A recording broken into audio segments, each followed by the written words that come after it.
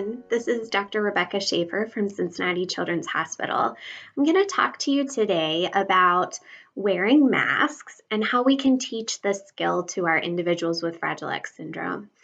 As communities start reopening and school returns for the fall, masks are becoming mandatory in many areas. This may be harder for our individuals with Fragile X syndrome who have sensory sensitivities and high levels of anxiety. But it's important for us to use masks for safety and to build independence and time out of the home. Wearing a mask is a new skill that we can teach and help build comfort. It might feel overwhelming at first, but we have been pleasantly surprised at Cincinnati by the willingness to wear masks among our Fragile X patients. Many times it is easier for the individuals with Fragile X than it even is for their parents. I would view it as any other new skill or safety measure, like wearing a coat in the winter or putting your seatbelt on in the car. It might be hard at first, but we can all learn how to do this. And I don't want to minimize how hard it is, but again, it is an important skill. And I'm going to share some tips with you about how to teach this new skill.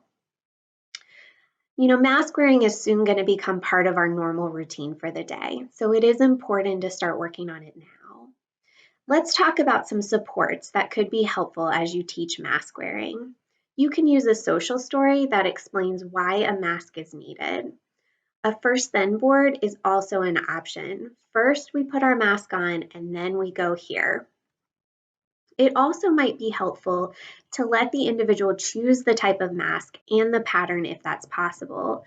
There are many different types of masks that have become available in the last couple of months, and Jane lists several different types in the article linked below. Choose one that will make your child or adult feel the most comfortable, and let them pick a pattern that makes them happy if you choose a cloth mask. Finally, a reward might be needed to practice each step or for wearing the mask in public.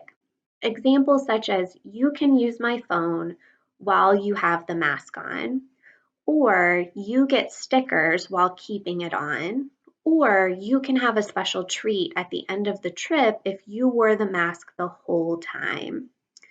We want to start to build tolerance to wearing a mask. This is no different than any other new task that feels overwhelming at first, but becomes more comfortable with more exposure and practice. So let's talk about the steps of exposure or building tolerance. First, just try to see how comfortable the individual is with the mask. You might be surprised at how well they tolerate it. So we'll use the first practice as our guide for building the skill. You can have the mask out for them to see. You can say, hey, put this mask on, show them how to do it, and then we'll build that practice based on that first experience. You can then start teaching by small steps. So the first step is we want them to get comfortable with seeing the mask. So leave it out, let it be available for them to use at any time.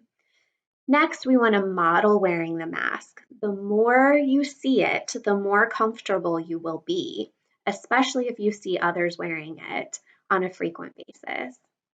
The next step is to get comfortable having it touch their face. So you'll want to say something like, we're just going to rub this on our face and see what it feels like. Oh, mine is soft. How does yours feel? So we want to make it into a little bit of a game, a fun activity, but just getting them comfortable having something near their face. Next, we would want to put it around one ear. So I'm going to put it around this ear, you put it around your ear. How does it feel? Maybe it's okay, maybe it's uncomfortable. So for each of these steps as you're doing it, if they appear to be uncomfortable, you're going to want to spend more time at that step until they get comfortable and then move on to the next step. If it's no big deal and they don't care, then go ahead and go to the next step. Next, we would want to put it around both ears. So do this with them, model for them that you have it around both ears, and that's true for every single step in this process. You want to model it for them so they can see you doing it. And then at this point, once we've been able to put it around both ears, we want to start increasing the time that they wear it.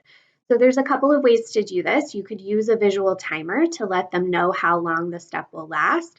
This can be a simple countdown on your hand. So when all of my fingers are gone, we're done with this practice. You can take the mask off, or you can use a physical timer in your house or an app on your phone. This is an example of an app on the phone. This is Time Timer. The color slowly disappears. Most Apple phones also have a regular timer where the color is disappearing. It's just not such a big chunk of color.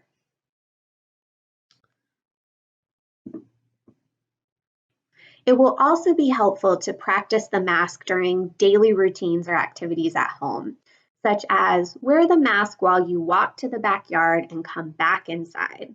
Now we're going to wear the mask during our favorite TV show. If you wear it all the way to the end, you get a prize, or wear it during a short walk around the neighborhood. Provide praise for attempts and successful exposures.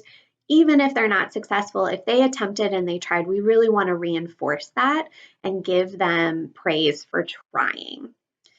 When you've had success with all of these smaller steps, plan a trip out to use in public.